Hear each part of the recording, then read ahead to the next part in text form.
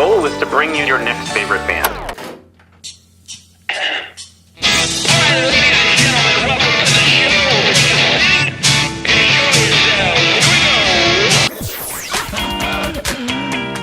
Sweet, that intro is my new favorite band.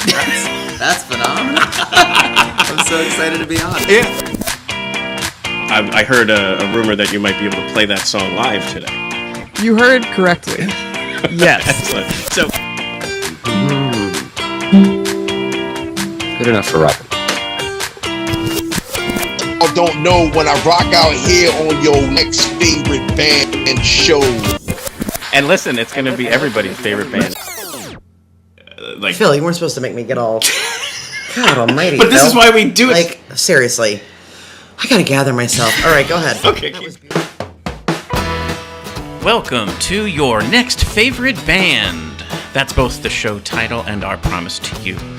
We here at Stereophilia Studio are tireless in our pursuit of finding incredible, genre-defiant artists who are either a hot, up-and-coming band or a group that has been delivering for years but have flown under the radar. Tonight, we spend time with a band that lies between the pit of a man's fears and the summit of his knowledge. This band is Ruby Deer. Each month, we will bring you live streams, audio podcasts, and perhaps even a live concert where you can listen to the stories and hear the music of artists personally curated by us based on what we feel will be worthy of your time.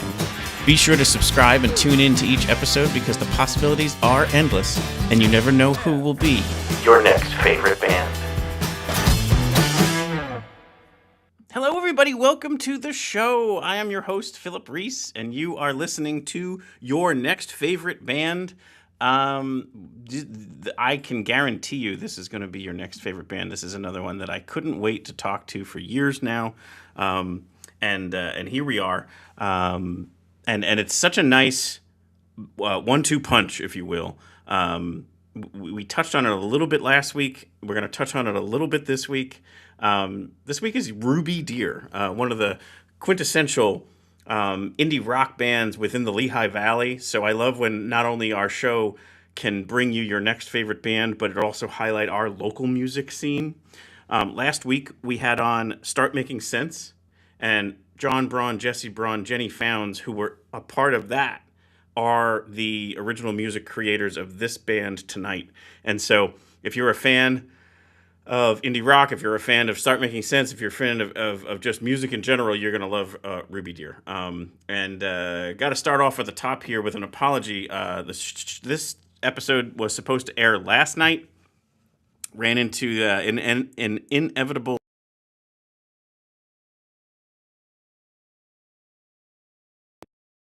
it's a great band name, to be honest. So anyone out there starting a band... and you need a band name, Inevitable Snafu, I think is something to try for. But you're welcome. And 10 Minutes aired last night because this is a pre-recorded interview. I actually met them in their natural habitat. They have a rehearsal space, and they were like, "Oh, meet us over there. We'd love to do it in person," and it was so cool because we were able to kind of get together, talk about their band, talk about kind of like the balance between the Start Making Sense tribute band and the original music of Ruby Deer. Talked about their backstories of how they found music in their youth. They both come from, both meaning John and Jesse are brothers, and then Jenny. So both of their stories come from the families that were musicians to start with, so they come by it honestly. Talked about their backstories, and then just this incredibly raw, vulnerable, and then powerful songwriting that Jenny Founds does. It's a great interview, so I hope you really enjoy it. But before we get into that, just wanted to announce our lineup for the No Planet B Jamboree. So we gave you a save the date. It's Saturday, April the 25th, but here's the lineup. Holy smokes. We've got Nervous Nikki and the Chill Pills, Hot Mamas, and Dustin Douglas and the Electric Gentleman. So as if that wasn't enough to have you come out for the day, it's also free. And then on top of that, we're going to have the mayor of Bethlehem, Mayor Willie Reynolds is going to speak. He's going to come on the stage and speak about the climate action plan for Bethlehem in between the Hot Mamas and Dustin Douglas. So he'll be right on, basically talking right before the headliner. And then we also have like 12, 13 tables of organizations that are somehow, just providing either products, services, awareness, something to do with being more sustainable, more renewable, more conservation, whatever it might be. All of that being a good thing. I've always said it shouldn't be a political conversation to talk about clean air, clean water, less trash, better than more trash. So that's kind of what the day is about. It's a day of music, of discovery, and also of conservation. So, and the other thing that's very, very cool, and it somewhat highlights next week's guest, but we got certified. We are a certified festival by Musicians for Sustainability. It's a nonprofit run by Ben Kogan, and he's our guest next week. He's a musician himself, so we'll talk about his journey, his backstory, his catalog of music, but then we're also going to talk about Musicians for Sustainability. He also has a nonprofit called Reusable Solutions. That's a little bit more than just the music industry, but very, very cool guy. Great music, and has that kind of similar mission there. So we're going to talk about how he goes about certifying a festival, and then I can share kind of like how I tackled it. It's a couple of different steps and the different things I ran into, and then hopefully it might, just kind of share some of the behind the scenes there of what it takes to get that kind of stuff done, and maybe what's left and what we ran into, so that maybe next year people can help us get an even higher level of certification. Because as you can see there's 4 circles, and we only got the first one filled. And we would love to get all 4 of them filled. So that's our goal. But baby steps. Maybe we get one filled every year. And it was a huge undertaking to get that first one filled. And then we can hopefully get the second, third, and fourth ones in the coming years. So hopefully you'll join us. Lots more information out there at nextfaveband.com. You can click on the links to go to the No Planet B Jamboree landing page. It's also got a page over on the ArtsQuest .org website, because ArtsQuest is where we host it, and they're kind of basically a co-host for the day. And we're going to have some articles out there with Lehigh Valley News. We're going to be on WFMZ this weekend. So lots of cool stuff out there to give you more of the details that you're kind of wanting and needing in order to be able to get there. But don't miss it. It's going to be a great one. And again, for free, can't beat the price. So hopefully you'll come join us for that. And the next 2 weeks, so next week Ben Kogan's the guest, and we're going to talk about a lot of things. The week after that is our basically our pre-jam live stream that kind of highlights the bands, highlights some things that's going to be going on. And then there's 2 really, really cool organizations that I met over the last year that are doing some really, really cool things within the music industry from a sustainability standpoint. I think you'll really enjoy the conversations we have with them. They couldn't join us for the day because one's located in like New England, I think the Connecticut area. The other one is located in basically California. But you will not want to miss out on those interviews. There's some really, really amazing things going on. So a little teaser there for you to tune in for our No Planet B pre-jam live stream episode that previews everything. But let's get to our guest. So Ruby Deer, like I said, this is a pre-recorded interview, but let's bring in some music here that highlights their sound, and then we'll give you a bio, and then we'll get into the show. Hi, we're Ruby Deer, and we're going to play you some songs. This first one is called My Friends, and it's on the upcoming Ruby Deer release, so I hope you like it.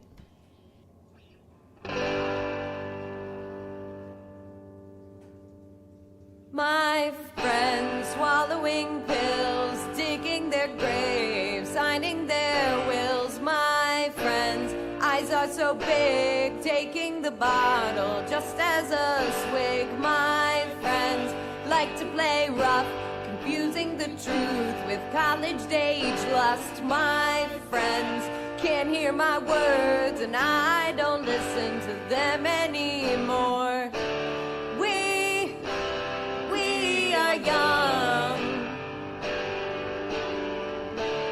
younger than anyone. Maybe too free, freer than anybody.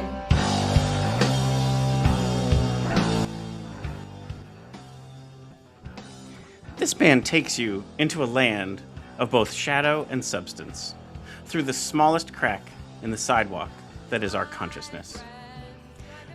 This band lies between the pit of a man's fears and the summit of his knowledge. This band is Ruby Deer, a rock band, a trio, a sound like no other. Bring it back up, and then we'll move over to the interview. What happened today? My friends can't hear my words and I don't listen to them anymore. We are young, younger than anyone. Maybe too free, freer than anybody.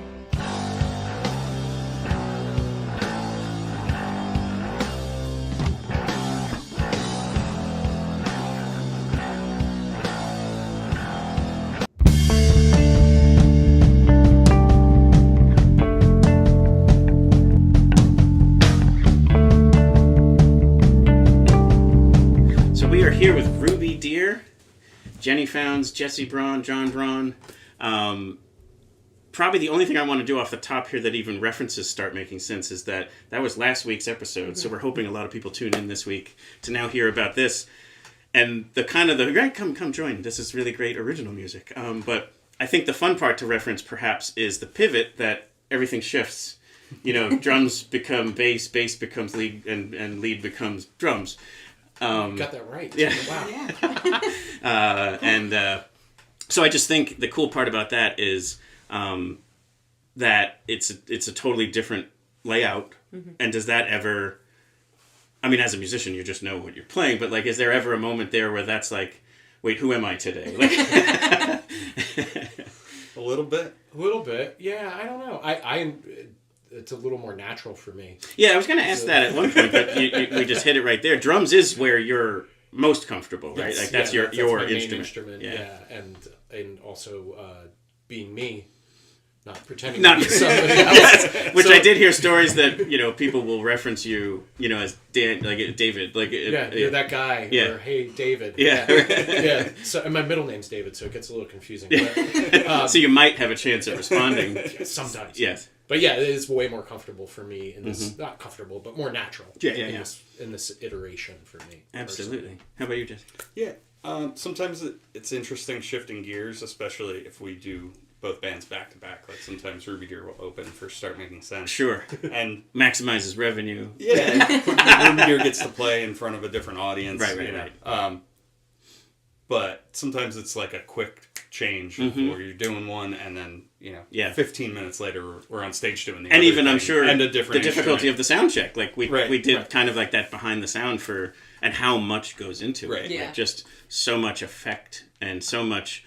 There's obviously just microphones and all of that good stuff that you need to dial in, and you have to dial it in twice for different instruments, or you're sharing the drum kit and you get some brotherly arguments going. Move some stuff. Actually, we skip the arguments now. It's good. We know exactly what the other one does. Move. We move like two things. Yeah, and we know what they are, so it's pretty good. Yeah, we have it down. But yeah, and how about you? Obviously, stepping front center is that's got to feel great too. It feels great, and I mean, both gigs are wonderful opportunities. Sure. I also get the hey Tina, like Tina Weymouth from Talking Heads. Of course, yeah. When we're doing the Start Making Sense thing, and my favorite part switching between Tina, not your middle name. Correct. Right. Yeah. That would be I'm weird. Jennifer Jacqueline. Yeah, that would be an extra level of weirdness in it. But when we have opened with Ruby Deer before Start Making Sense, and maybe we're playing a market that we haven't brought Ruby Deer to before, Sure.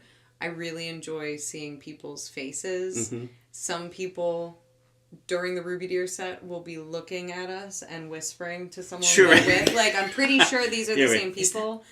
But then How do there's they know also how to play people, both instruments? right? Yeah, and okay. and so when then we come back out for the Start Making Sense set, and I've put my hair in pigtails, and they look at me and they're like, Right. So that I always find enjoyment. Totally. But I mean, switching the instruments, we're all multi-instrumentalists, Sure. so there is a moment sometimes for me where I'm like, small strings versus big Right, yeah. strings. But Yeah, or rhythm versus lead. yeah, and then like front woman versus being more in the background. So it is a little bit of a shift, but Yeah. you know, Yeah, you get you're used to playing it. a different role, like just Yes. like a different, an actor in a different play. Yeah. Mm-hmm. That's cool stuff. And I think the other part I wanted to ask about, and you can tell me you don't want to answer this one, but is I thought that it might be an interesting topic to say. Clearly, a tribute band, because of how much they all get booked, makes more money than an original band. Yeah. Right. Sure. And so then there's also the element of just then obviously that's a way to make a living as a musician through that, but it's not your music. So what is the level of frustration or, just like the element of it's taking away my time from the creative process of writing or performing this music that I don't want to say that you'd rather not play Talking Heads because it's really cool music, but you'd obviously prefer to play your own, I would think. Right. Yeah. It's a level of both. Mm-hmm. I always try to look at it as a balancing act more than anything, and I feel like without the original music, I don't feel like we'd be able to do the It's like a tribute refresh, thing. it gets a break away from it. You have to have it has to be changed up. We can't just do one thing all the Right. time. So I try to look at it in that regard as they both kind of yin and yang for each other. But obviously, the good problem is that we're very busy with Start Making Sense. Sure. It's a great problem to have. Yeah, right? exactly. Right? So it's hard to be angry that we're busy with that. Yes. We don't have as much time right. for original stuff. Yeah. It's a weird situation. I'm sure. Like, I think one of the things I've learned the most in interviewing musicians is, to this point, I don't think I've interviewed a single person who says they're looking to be the next Taylor Swift or, Bruce Springsteen or whatever. They're just looking to make a living as a musician. Yeah, right. And I'm starting to think that this is a possible formula. Like, sometimes it's being a teacher, which we'll get into that in a second too, but also like syncing music to maybe writing for like Netflix series or whatever, but then also having a tribute band that maybe is a little bit more dependable from an income point that you can then fund your original stuff until it explodes and takes off like the way Ruby Deer will. Yeah. But yeah, and like I said, we were lucky enough to put Ruby Deer on stage In front of the Start Making Sense audience, which draws a crowd of Talking Heads fans. Yes. And then we can get up for 40 minutes as Ruby Deer and be like, hey, check this out. We do Yes. this too. Yeah. Which is an opportunity we wouldn't have if we didn't do the tribute band thing. Correct. So, Absolutely. but it's a balance of like, that certainly to some extent takes away time from being able to do the original thing. Yeah. But finding the balance is, I think it's better to have to balance those two things than to only have one or the other. Yeah, agreed. So Yeah, I will say the joy that I see in the crowd every night doing Start Making Sense and doing Talking Heads music is so life-giving to me as a performer. Yeah. And then Ruby Deer gives me so much joy to express our music, our original music. So I think it's like the gratitude is there for both projects, and without one, the other wouldn't work. Like if we were only doing original music and we weren't able to go on the road and meet people and play these shows through the Talking Heads project, like I feel like we maybe could hit a point where we're so insulated just in one region, and then having the Ruby Deer project when we're not touring, or when we are touring and we find time to do a sideshow on a weekend. It's kind of like the perfect ecosystem as a performer, but also people who want to write original music. Yeah. What does that look like? The writing of the original music, does that happen on the road? Is it more like when you're coming off of a tour? Like, does it get in the way at all, or does it give you that maybe discipline, since you're like hey, we're just here in hotel rooms anyway, we might as well write.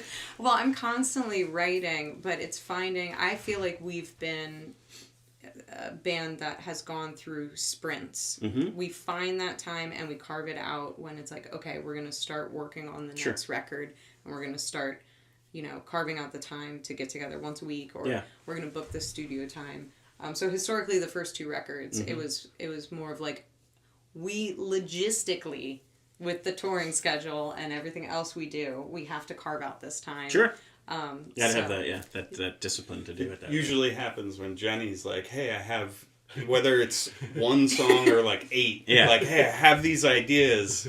So then we're like, all right, now we got to get together and work them out. Yeah. And that kind of comes in waves. Where Sure. You're like, I have this batch of songs, let's work on them. And I feel like those batch of waves happen because of life. Mm. Like, okay, life's been This hard, happened. Right. and I've here's processed it all through the music. Exactly. Yeah. Exactly. Well, and- being on the road would start making sense as part of that Yeah. life, right? Yeah. So there's She's always writing lyrics in the van. Always. Right, all the time. You know how many songs and my phone notes start with "I'm on the road in this metal tube at 75 miles an hour." Just to get a prompt going. Just a prompt. Yeah. Yep. So the songwriting, we were going to talk about this. Predominantly, you bring the ideas to the band, and then it works from there. So it is a group writing, but as far as like that initial step, so I just kind of wanted to maybe talk about that a little bit. Yeah, so I sit in a room with an acoustic most of the time and get my ideas out and demo things that way. And I take the brain dump lyrics from either my phone or a journal and come up with some concepts. Maybe I'll send you guys the demo recording most often, and then we get together and I'm like, all right, boys, what are we thinking? Most of the time earlier we were talking about how I'll write in like 6/8 and it'll be slow and kind of because Singer-songwriter, that's what the acoustic does. Right. Yeah. And then we get together and magic happens. Sure. And Jesse's like, well, what about this riff, or what about this drum, Right. Mm-hmm. So. Arrangement stuff mostly. Like, how do you want to arrange it? Right. We don't really change much of what. Yeah, and the demo chords, like is. the chords and the melody are pretty much there. Yeah. And then it's just like, how fast is it? And what's the Yeah. feel, I think a good song to talk about it, but we'll pause for a second and we'll do some backstories. But I think Screwed is a good one to talk about for that kind of like how you brought it to the band and where it landed ultimately. But let's talk about just backstory. So pre-Ruby Deer, pre-everything, like we always like going back to either childhood or wherever music kind of grabbed a hold and didn't let go. So where did it find you in your early years? I was born, and then what happened? Okay, so my mom is a professional jazz singer and pianist. So when I was little, I hated when she left the house late at night to go play a gig, so I would hang on to her leg. And she finally was like, all right, you're going to start coming with me, but you have to sing. Like, you can't just hang out. So, and I'm going to call your bluff, and here we are. Yeah. And so she would bring me out to Caesars in Atlantic City where she was playing, or different hotels in like the Philly area from the age 5. I'm sure there's also a component of you have to be on stage with me because I don't trust the audience Right. run around in Atlantic City. I can't just have a child running around. Yeah, absolutely.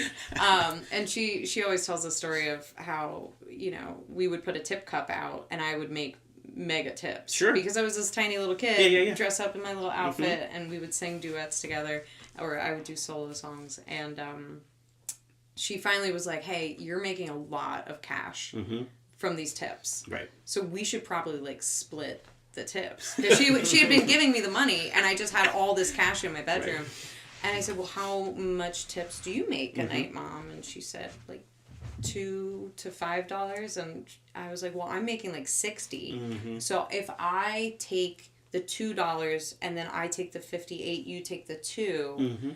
And she was like, oh, okay. So started there. So you were tipping her also. Yes, I was just tipping her out her little percentage. Doubling. Yeah. I'll match your tips. Yeah, How about that? So it's a 100% increase. Yeah, basically. I was making out. I'd take that deal, Mom. Yeah. So started there and then gigged with her all growing up. Did some professional musical theater in middle school. And was into acting and dancing and singing. And then became a student of the School of Rock. Yes.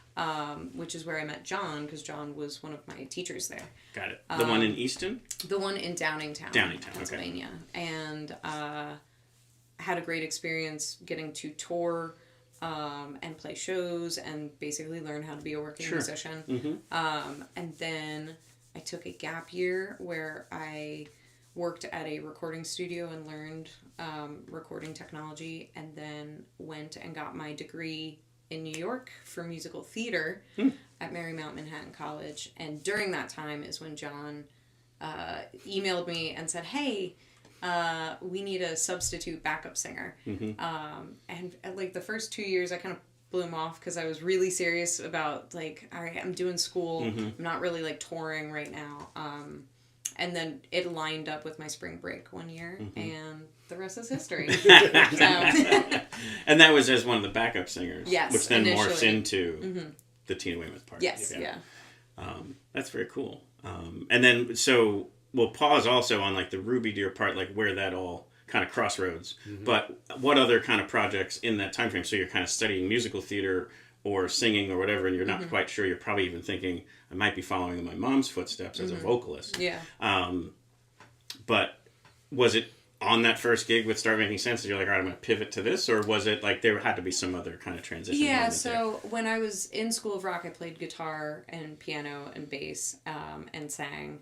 And I took that gap year to learn how to record, but I also created my first, I guess, solo record. I collaborated with other people in the program where I was.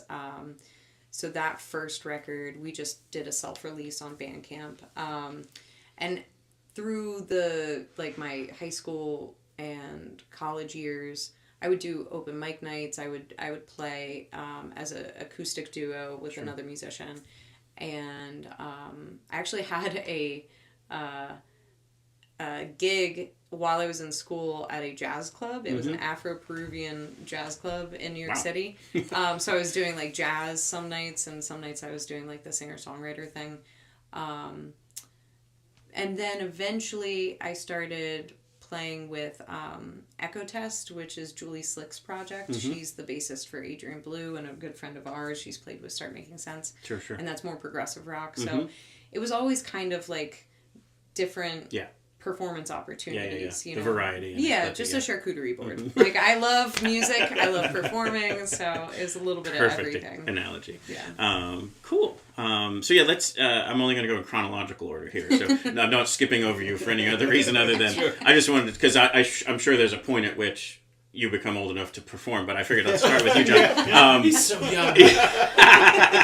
No, but I guess where did it start for you, the music, and like just kind of grabbing a hold? Yeah, well, there's going to be a lot of similarities, so I'm going to try not to overlap too much with Jesse. But no, it'll just be a nice echo. Yeah. Our father is a drummer, and so that was from day one. Drums are in the house. Right. Lessons, him just showing us whatever he knew and exposing us to a ton of music, even before we could play any of it. And then, picking up the guitar, the acoustic guitar, and plunking around trying to figure stuff out. And then I started playing saxophone in 3rd grade, and that's where I started learning actual music theory. Sure. And I did that all the way up to high school. I played saxophone, and I'm sure that's obviously, if you've done nothing but percussives, like melodies now coming in, and it's right. like... That was and so our father, it's fine. Had played in drum lines and things like that, but his theory and reading wasn't as expansive. But he knew all the rudiments and everything, and he knew how to get you going. So that was where all the theory started coming in. So rhythm and then melody coming in there. Yeah. And then, still playing drums, playing rock and roll the whole time, even while learning saxophone. Right. Bands in high school, one in particular that I played with, and 2 of the gentlemen I still play with to this day whenever we can. Aaron Kinsman and Dave Johnson. Nice. Dave has played in this band as a sub before. Aaron's played in this band as a sub many times. Start Making Sense, not Ruby Deer. Right. And so that band morphs into college bands. That morphs into, I start playing with the Insidious Rays, which is also members of that band played that's a Start lot of Making like Sense. the Trouble City All Stars. Yep, Yeah. all the Genevic brothers, and so we toured a lot with that band Yeah. in our 20s. Yeah, I was going to say, so Ruby Deer, Start Making Sense, Insidious Rays, Great White Caps. Great White Is there Caps. any band that you're not connected to in the Lehigh Valley? Probably anything recent. There was this run there where we were all doing a whole lot of stuff. Yeah. So well, that's what strikes me there is like where people were in the same band, and even how Start Making Sense and Ruby Deer is. It's like when you hear stories about like the Elephant Six recording studio and like Neutral Milk Hotel, same kind of thing would happen where it's the same people but different instruments, and who was the songwriter would take the front, and they would all just gig together. Yeah, and I think we're so lucky to be in Bethlehem in the Lehigh Valley area where there's such a rich crew of musicians, but also the support for it with clubs and organizations and venues and just everything. There's no way any of us would be doing any of this if this hadn't been where we landed. Sure. Because that support system is huge. And some of the musicians I've talked to said they actually chose the Lehigh Valley to come to because it was cheaper than Philly, cheaper than New York. I moved here from New York City. And half of it was because I fell in love with this guy. And the other half was like, you can rent a rehearsal space for how cheap? Yeah. Oh my God. There's Arts Quest, there's a Fun House, there's all these wonderful... Yeah. I mean, that Mike Roy is that story, Alex Radis is that story, where it's like and you people... can still drive to the city in an hour. Absolutely. Yeah. I lived in Brooklyn for 6 months, and then a room opened up back in Bethlehem. I was like, I'm going back there. That's enough of that. Yeah. So it's a common story. Sure. Absolutely, yeah. And then, so transitioning to Jesse, like, where did, like, obviously, I'm a younger brother, so, like, I'll want to be more on his side, but, like, where did he become, like, actually more than just your younger brother and actually, like, appear to have in a band? Well, you were in high school. Still not today. No, I'm just kidding. The timeline. We're trying to figure out the timeline. We don't think about this now. Yeah, I mean, I guess when I was in high school, because I was playing in bands in high school. Sure. Which puts me in my early, mid-20s. Yeah, you were in your 20s, and the Rays were gigging, and that kind of, like, a band that I was in high school, I think we played some gigs with the Rays, and you helped us record the first record we did. So we were kind of starting to work together in that way. Right, yeah. And, you know, we had always played music together, like, at home. Right. But then, I mean, Start Making Sense was kind of the first time we, like, started gigging in a band regularly. Yeah, in a band together. We had done some other, like, there were some, like, one-off cover gigs at bars and stuff we had done. Or I was just like a for F you. around There and would be find out gigs kind of thing. Yeah, where definitely I was subbed like for 16 me. or 17, and he would call me to sub for him on gigs he couldn't do. Just say you're John. It's fine. Pretty much. But I knew all of the guys in the bands bands that he was playing with. Right. So, but yeah, so I think Start Making Sense was the first time we like really played in an actual band together. Got it. And that kind of corresponded with the Great White Caps. They both kind of started at the same time. Sure. So I was at school. Right. Like I was 19 when we started Start Making Sense. So prior to that, you couldn't really gig that much when you're in school. So. Although I want to point out, you didn't really go back in your story, but he was touring. Like, your first tour, how old were you? 15 or 16. And that wasn't... Well, I was just about to ask you about that. that. Yeah. Go ahead, whatever you're going to That was with bands in high school. You know, we gigged around, and I did a short tour, actually as a sub. Not a band I was in, but friends of mine needed a drummer for a tour. So that was the first time I did any touring. I was still in high school. Yeah. But then, so... But even to roll it back a little bit, so obviously if Dad's the drummer and now older brother's the drummer, do you have to, like, find a different lane? Or, like, what were your inspirations there? I didn't really think about it like that. Like, just everybody was playing drums. Their mother is a saint. Yeah, she listened to a lot of... Mrs. Braun she's is like, a saint. There were times... Permanently has ear plugs in. There were times where there were 3 drum sets in the basement, or 2 in the basement and 1 in a bedroom. But yeah, and there were always guitars around the house too. It wasn't just drums.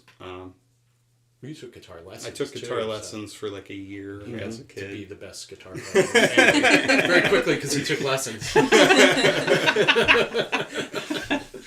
But You'd give it as a gift just so that they didn't play the drums anymore. right. We Get gave them you off the guitar drums. lessons for your birthday. That's funny.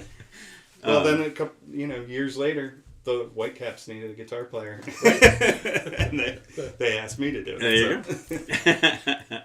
And then, so, like, how does the Ruby Deer moment happen? Like, where does We were that? just talking about Yeah, this. that's funny. Yeah, where does the whole kind of like magic happen? Yeah, you do it. Start it. Yeah.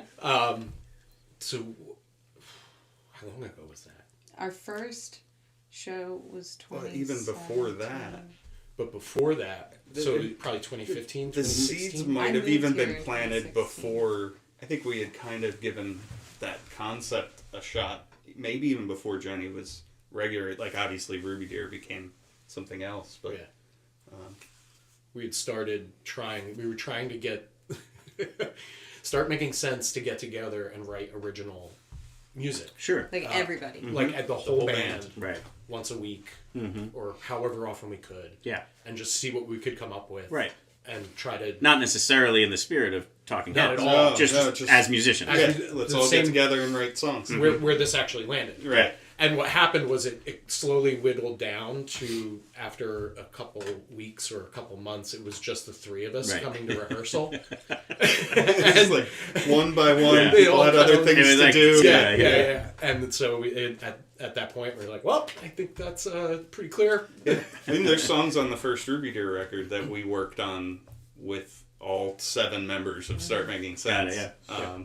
There's probably 2 or 3 on that first record that, just kind of over time they evolved and people left, and then it was the 3 of us. Yeah. And like, well, and now we have all these songs, so let's make a record.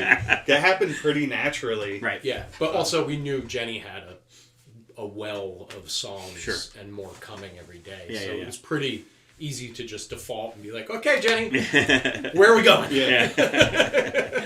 Right. And so, so for you, that's got to feel pretty good because you're like, oh, we're going to do my music. Yes, yes. I mean, I kind of think I manifested it. Like, I kind of tricked this into happening via the universe. It's a great way for it to work. Yeah, I mean, I was already writing. I had put out one record, like, independently, and I did my first, like, few EPs in high school as, like, recording projects just for my own, you know. In the days of MySpace, putting it on MySpace Music. But yeah, once I moved here and we started tinkering around, like, okay, let's get the band together and start jamming. People had been bringing songs and we were working on everybody's songs, and I had, like, a lot of songs built up. Yeah. And so when it finally whittled down to just the 3 of us, I was like, okay, let's go through all my demos and see if we can come up with a record. And we did. And then we did it again. And we're doing it now. So. And that's the other part, too. Yeah, because there's another one that's on the horizon. Yes. Yeah. In fact, I heard you might play it later as part of a little 3-song set. Sure. Well, one of the songs. One of the new ones, yeah. That's cool. So, if you don't mind, if we can kind of now bridge this all together, we talked a little bit about your songs come from a real experience and how it kind of comes to there is, if you don't mind sharing the story behind Screwed, and then we can talk about it, how it then turned into a song and where it kind of landed at the end. Yeah. So... let's go. And in the spirit of Listen to the Dissonance, which just kind of passed, like, this is a little bit of a mental health aspect to this. It's a physical health and mental health conundrum, basically. So I moved here in 2016, and in 2017 I collapsed in a Target the night before going on vacation. I was getting, like, that last minute's on screen. And just overnight, I, had excruciating pain, went to the ER. They said it might be this thing called endometriosis. I didn't know what that was. They gave me lots of excellent painkillers and said, if you guys want to still go to the beach, go to the beach. Like, you could sit at home and heal, or, heal up at the beach. And... lots of doctor visits, lots of appointments, lots of trying to figure out. It's actually in March. It was Endometriosis Awareness Month. It takes women anywhere from, like, 5 to 10 years to get a diagnosis. But I had been getting monitored and my ovary was expanding, like ultrasounds. So they finally agreed to do a laparoscopy, which was a procedure where they cut you open and basically remove the tissue that's growing that causes this chronic pain condition, endometriosis. Well, when they opened me up, they're like, wow, you have stage 4. Whoa. This is the most aggressive case the specialist surgeon in Philly had ever seen. And they also found a tumor in my ovary. And luckily I did not have to get chemotherapy, but I took a chemotherapy pill and just did 1 round of it. And lots of blood work and making sure everything was good. But at the time this all happened, I was going through my first like kind of bout of depression. So it was this weird juxtaposition of like, all these people are rooting me on every doctor visit, asking me about my shows, how are you doing? But I feel terrible. I'm having all of these symptoms from, like, you know, healing from surgery, but then also still gigging, like, on stage with stitches in my stomach. You know, trying to feel good mentally and physically. Right.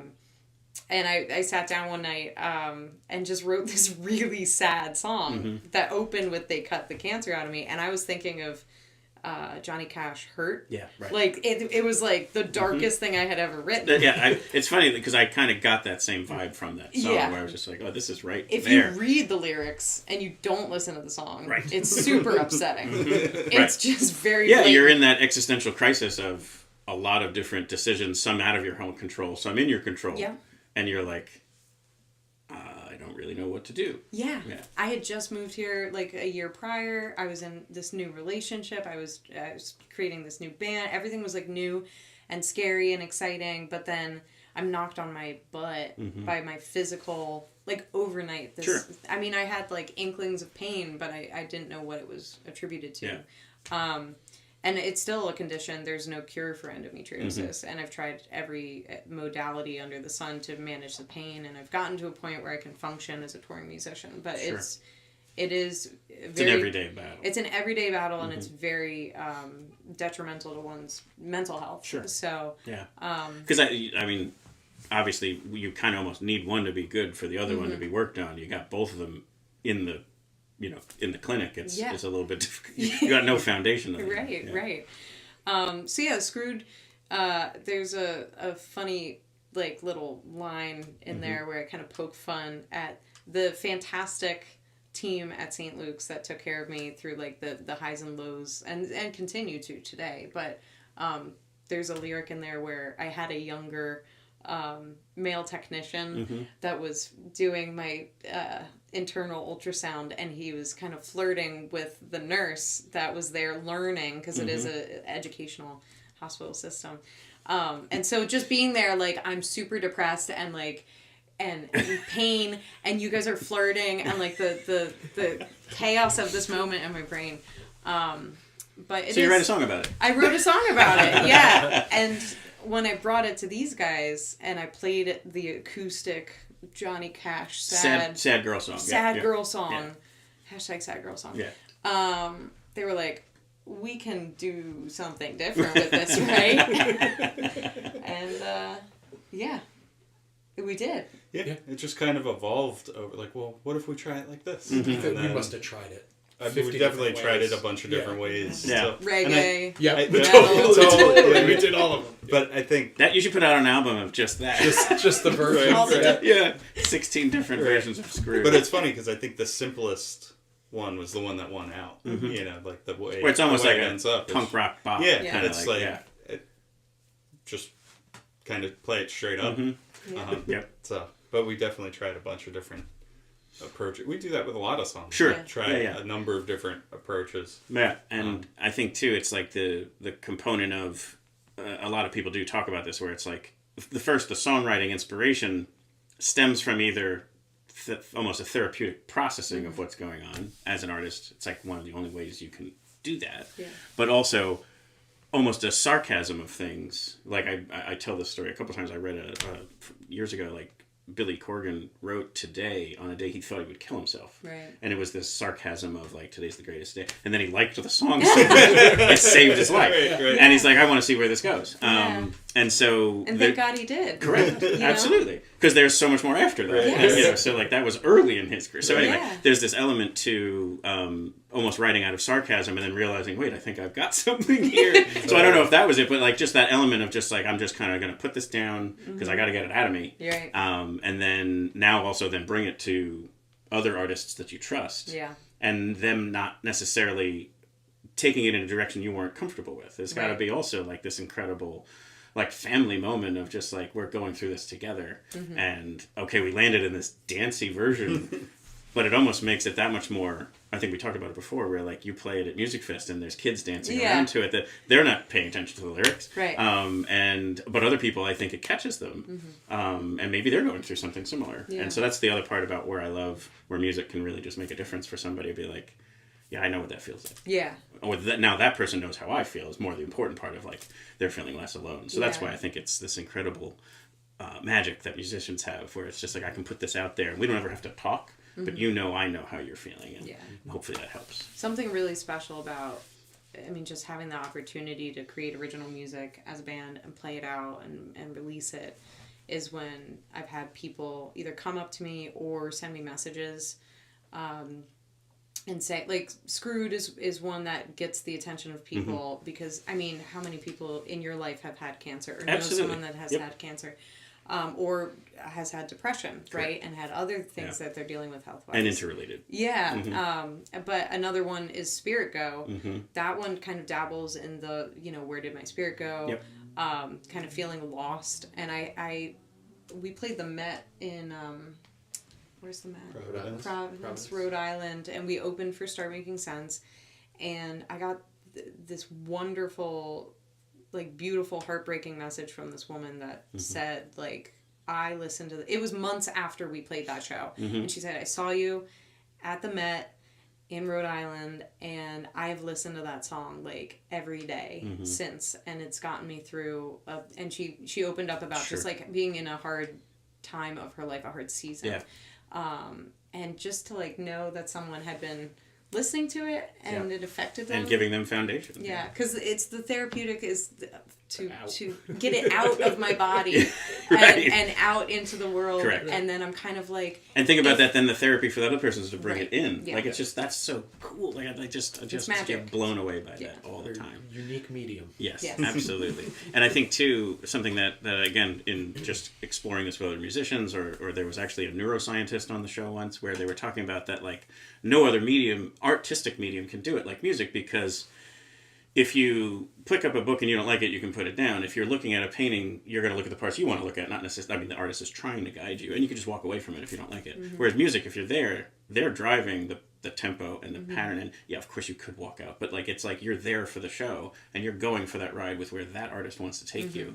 And that's why they think perhaps music does that better than any other, because it's like you're getting a peek into that person's mind. And then also taking this melody away that you'll never forget, like you know, because it just hit in a certain way, and the lyrics too. It's more physical. Yes, with that the too. movement of air and vibration. You know, as beautiful as a painting can be, it's just there. There's no movement other than sight. But yes, no, you're right about that. Taking in actual sound waves, right, changes. So experience. just if you don't mind, I'll touch on this now. So this is now for you, taking it from your shoes. This is a new relationship for you, and now this is someone who's going through medical issues, mental health issues, and now brings you this song that somewhat also maybe reveals perhaps stuff I'm sure you had heard, but maybe the actual rawness of it. Right. And now you're like, okay, I have to process this and also somehow give my feedback as an artist. Like, how did that all... I guess I feel like approaching the song, it's like kind of separate the two. Sure. And just like, okay, how do we want to play this song? And the kind of the lyrical content of it, I think, was all stuff. It wasn't like in writing that song she was revealing anything I wasn't already aware of. So I think it was more just me being like kind of impressed with the way she put it all into a song, you know, and then the three of us figuring out how does that end up serve that right? song. Yeah. What is this supposed to sound like? Sure. Beyond what she demoed. Yeah. Mm-hmm. Yeah. So. And then from a drum standpoint, to me, it feels like it's almost got this urgency to it. Like it's got this. I need to that kind of yeah plays to the lyrics. Yeah. Yeah. I'm a huge fan of that juxtaposition of happy music, sad lyrics, or sad music, happy lyrics. Yeah. Huge fan of that. Me too. I love bands that do that, artists that do that. So when it kind of started leaning that way, I dove right in with everything I could think of that was maybe not cliche, right? But really like let's go all the way with this thing as far as we can go without it being cheesy. Sure. Right. In the musical component, not the lyric. Yeah. But yeah, so I'm more than happy to dive into that. I love that stuff. Yeah, absolutely. Well, you all said you could play it live, so why don't we take a listen to that instead of the recorded version? Let's have you play it. Sure. Great.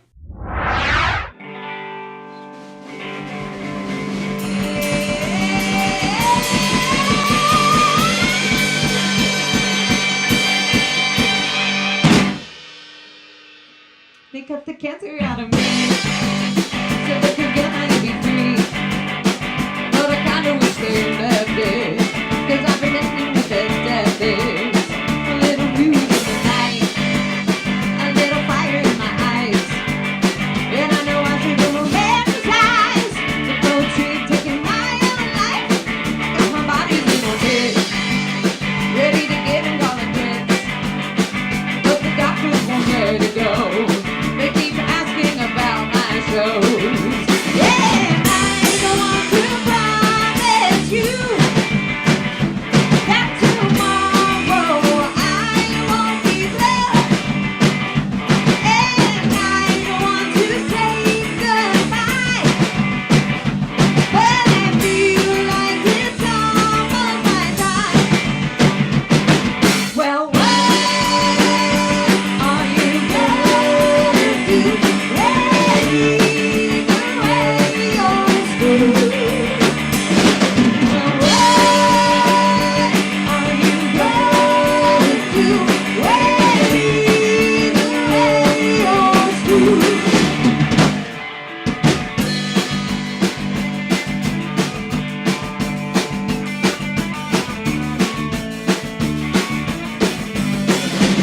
The dark is flirting with the night while he's putting up my purse, and he ain't looking for a change when they just having something strange.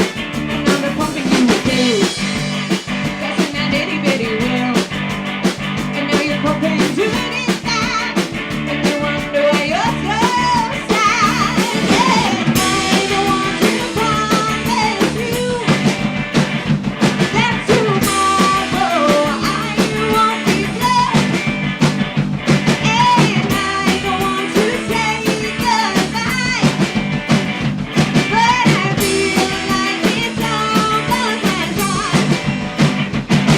Well, what are you going to do? Leave the way you're screwed.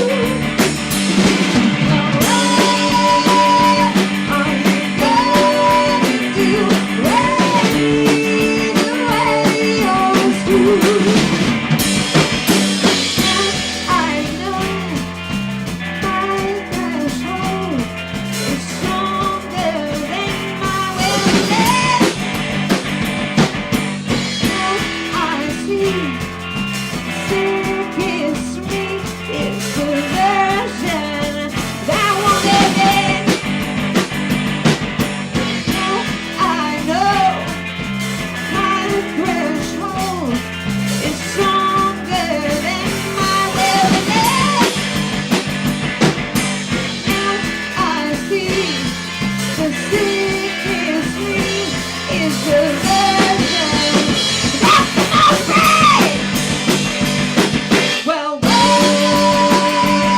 are you going to do? Leave the way you're screwed. What are you going to do? Leave the way you're screwed.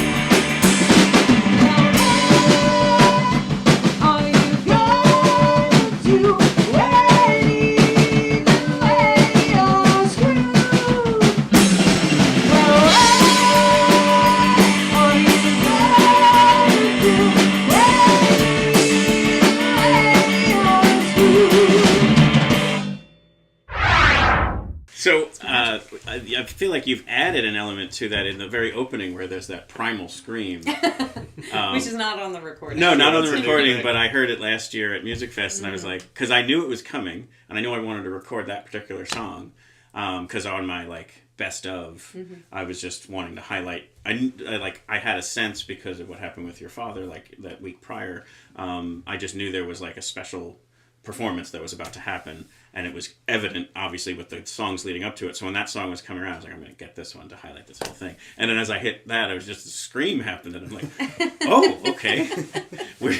we are jumping right in. And then the way that first lyric hits, it's just off of that to this to then the dance, and it's just the dancey beat. And so now it's just it's a lot to take in when you know what it is. Yeah. That I can't fathom what it might be like when someone's getting it, piecing that together for the first time. Right. Yeah. But yeah. So thank you for performing it and for sharing that backstory too. It's wonderful to have that opportunity that you'd be willing to share all that. So thank you. Well, thank you for having us. Because it's people can listen to your music and read your lyrics and maybe even message you and have a conversation, but just to have the opportunity to talk about our process is cool. Yeah. And you mentioned Spirit Go. That's I told you this before, but to me it's if there was and maybe I'll just do this, is the 20 songs to get to know Lehigh Valley music scene. To me that's got to be on that, for sure. It's something that I just think is just an absolute a must-have if you were gonna know what the music scene was like here. But any other tracks, any other particular songs you would want to make sure that you highlight here for people to maybe tune into, or I don't know. What do you guys think? Is there anything in particular? Jeez, I don't know. Is there a favorite of yours that you like to play every night, or is maybe one that's older in the catalog that is still? I like playing all of them. Yeah. I think I'm more excited about the new stuff. Yeah. Tell us about that then. So there's a brand new album that's on the horizon. Yeah, working out the songs. So I wouldn't say we don't even have the whole thing written yet. But there's there's a bunch of ideas. Some are kind of finished. Some we haven't really even worked on yet. Got it. So, but we know there's a good pipeline there. Yeah. And then as we start piecing the newer ones together, that's where it gets exciting. Yeah. We got this idea, now we get to turn it into a song. So that's a really fun part of the whole thing. Yeah. And then anything to announce in the spring, summer, what's coming up for you all in the coming months? Yeah. Sure. We're doing we'll be at Music Fest. Thank goodness. You just never know. Some years they take off from certain bands or whatever. I always have my fingers crossed on a chunk of bands that I'm please be on there. So I know it's not announced yet, but it's good to know that it's happening. They still like us. Now, with Ruby Deer at Music Fest in August. And we're doing a real interesting collaboration, July 12th. 10th. Good thing you're here. July 10th. Yeah. At Steel Stacks at Arts Quest with a good friend of ours, Mr. Ed Larson, who's one of the right. I remember seeing this. Last podcast on the left.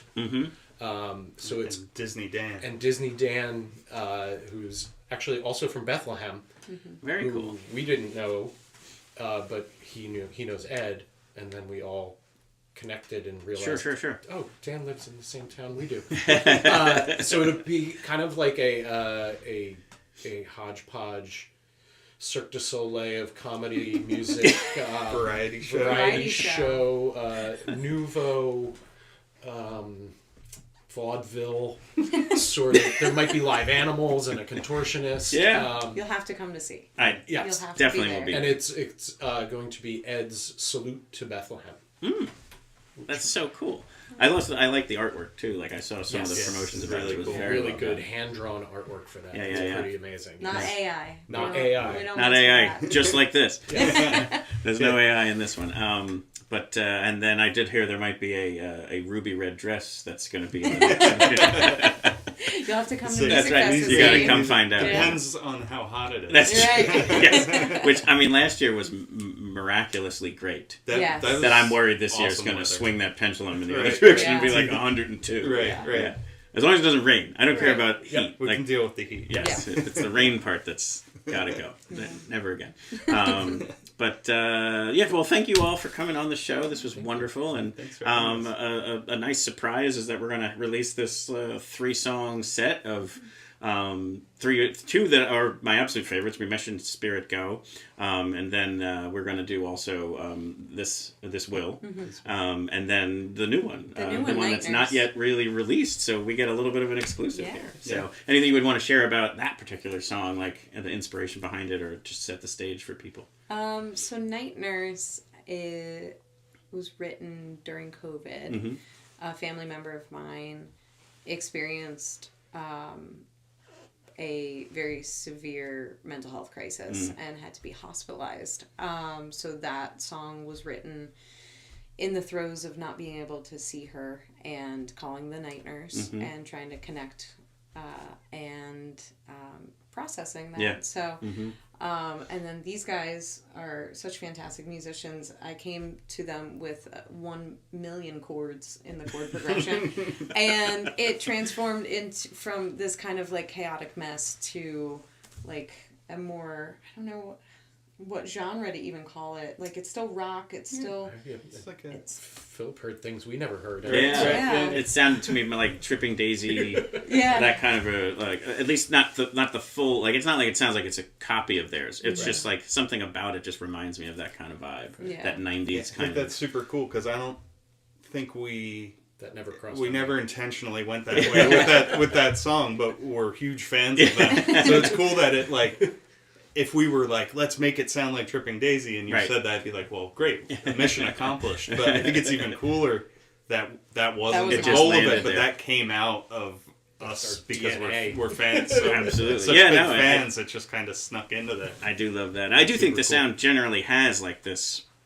Just Ruby Deer in general seems born out of 90s alternative kind of sound. But I will say, man, it's like, if you've listened, at times it's like, Spirit Go was one for me that the first time I ever listened to it, I'm like, did that just skip to a whole other song? Because like the chorus comes in as a completely different vibe than the melody, and the chorus, like I'm just like, what the hell was that? And then but it works, like it just works so well, but it just sounds like it wasn't two parts of the same song, right? But yet there they were beautifully together. Well, and I think it comes from the fact that the three of us have all played a great deal of progressive rock music. That would make sense. Yeah. We're progressive but rock instead of it being nerds. a 12-minute song, it's 3.5. I don't think we set out to we write never do. anything like We're not trying to write prog music, but I think it just leaks into that. Right. Because we're students and fans of Frank Zappa and King Crimson and Yes and we play in a Talking Heads tribute. But also probably that song, since it was probably written on an acoustic guitar, just Jenny, that it didn't sound as drastically different when it's just one guitar. Probably. And a vocal, and then you throw all this other stuff on top of it. These nerds, when you add these nerds, really heavy. Yeah, there's times that there's times that I'm even thinking, like, other songs that I'm like, where did you even come up with that drum beat fill? I'm just like, what the? And then even the bass too. It's just like it's wonderful to listen to. It's the type of stuff that, again, I think this show is totally about. So like, definitely check out Ruby Deer. Definitely check them out when you're going to be able to see them perform live, and then tune in for the 3-song set and be on the lookout. Like, give them a follow on social media so that you can know when the new music comes out. Awesome. Can't wait to see you guys play again. Thank you so much. Thank Thanks you. for having us. Absolutely. Oh, my cheeks hurt. I'm so smiling.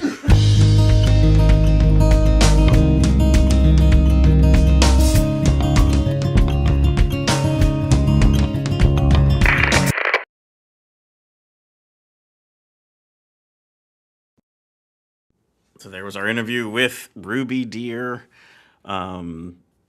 Jenny, John, Jesse. Just so thankful for the opportunity to interview you all in that space and the ability to record you not only interviewing but performing. And so you heard me there tease out the 3-song set. We're going to play it here after the credits roll. We thought there was no better way to kind of cap this episode. So we're going to play it here to put us out, and then we're going to release it as a separate kind of bonus episode on the podcast. So if you are tuned in now on the podcast, it'll end at the credits, and then go get the second episode where you can catch the 3-song set. It's really, really very cool, and it's, in addition to Screwed, it's some of the best songs that you're going to hear from the Ruby Deer catalog, including one that has not yet been released yet. That Night Nurse track is phenomenal. And so you heard me there at the end there talking about that, Spirit Go, Jon Braun's drum syncopations, and Jenny's songwriting. It's just such cool stuff. So enough talking about all that stuff. Let's just get to it. All right, Phil, let's say goodbye to everybody.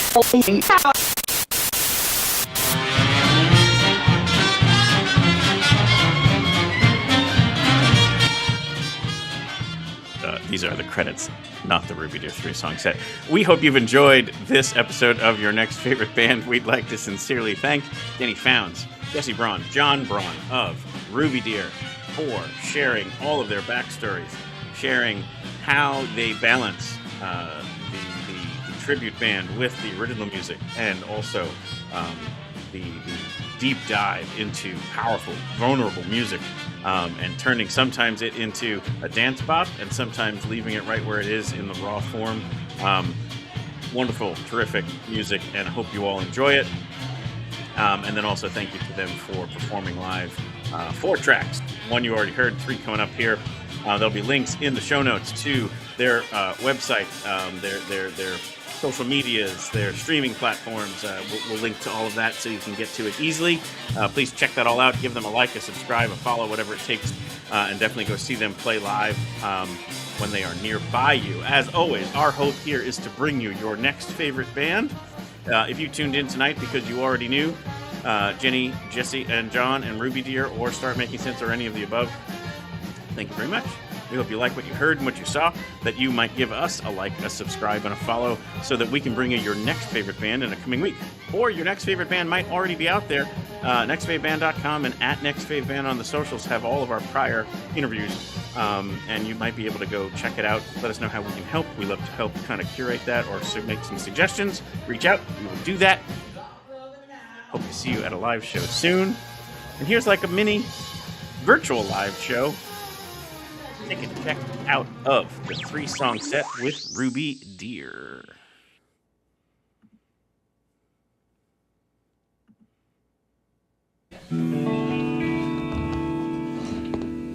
Hey everyone, we are Ruby Deer, and the song is called This Will.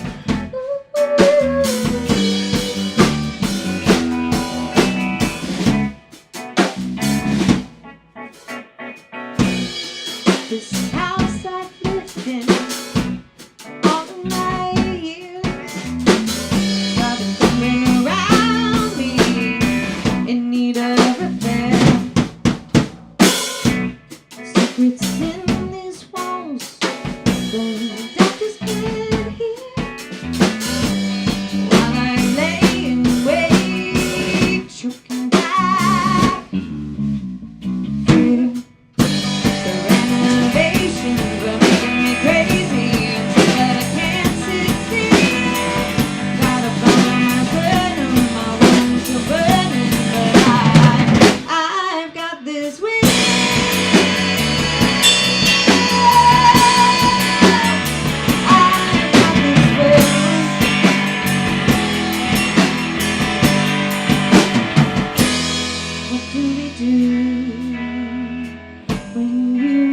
trust you to carry you through, to carry you through. What do we do when you can't trust you? To carry you through, to carry you through.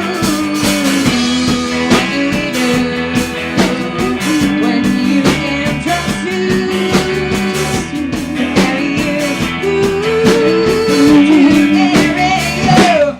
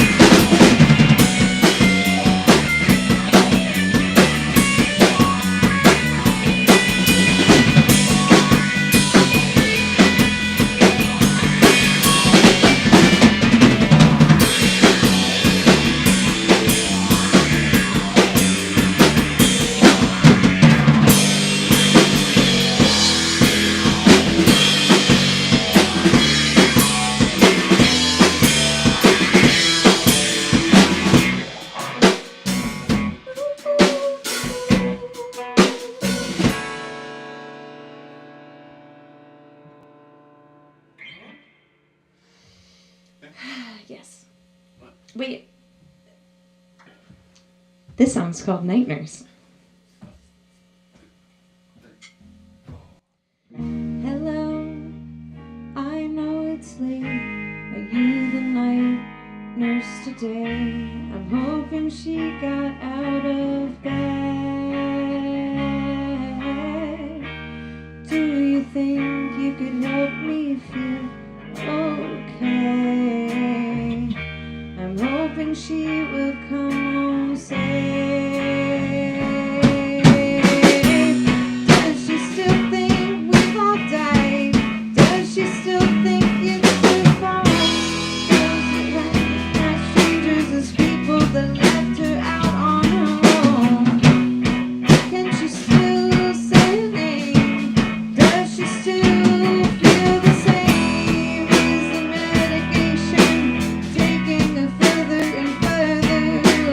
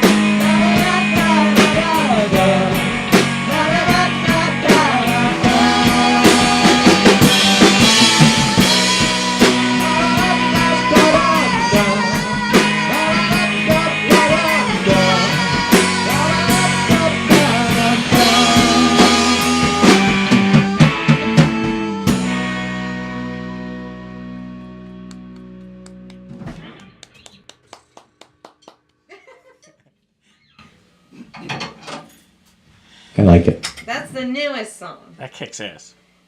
And then I feel like the oldest song. This is from the first record. It's called Spirit God.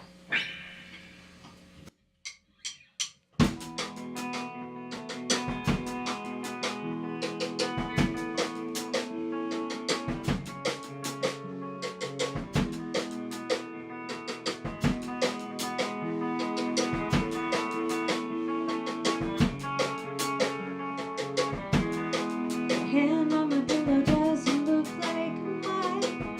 I'm finding errors in my own timeline. Circles by norm under my eyes. Shaped by fill will barely survive. Where did my spirit go? I become a ghost. I become a ghost. Maybe I'm just lost. Days grow dimmer too fast. I remember fictions of the past.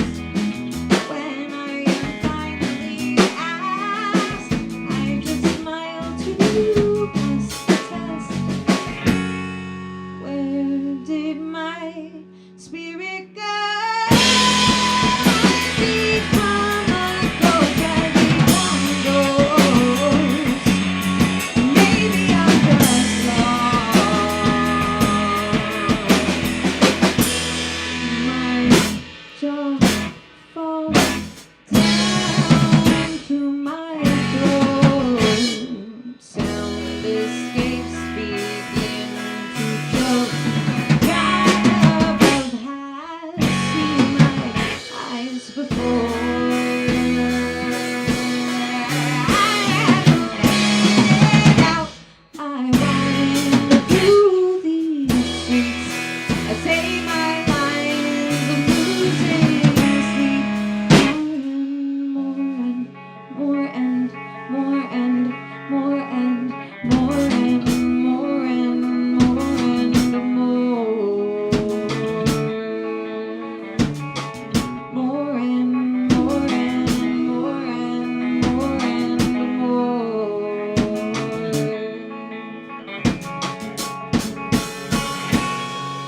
Where did my spirit